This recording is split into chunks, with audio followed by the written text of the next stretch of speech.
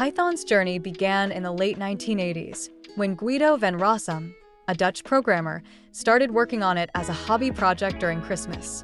He aimed to create a language that was easy to read and write, drawing inspiration from ABC, a teaching language. By 1991, Python 0.9.0 was released, featuring core concepts like functions, exception handling, and the use of indentation to define code blocks, something that set it apart from other languages. Fast forward to 2000 and Python 2.0 introduced list comprehensions and garbage collection, making it even more powerful.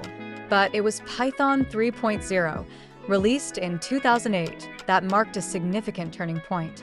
It was designed to rectify fundamental flaws, but it wasn't backward compatible, which sparked a bit of controversy.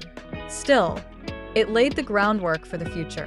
Python's growth exploded in the 2010s, fueled by the rise of data science, machine learning, and web development. Libraries like NumPy, Pandas, and TensorFlow made it the go-to language for data enthusiasts and developers alike. Today, Python is not just a programming language.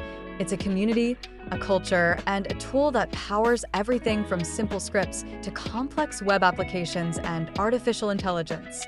What's fascinating is how Python's philosophy emphasizes readability and simplicity, making it accessible to beginners while still being robust enough for experts.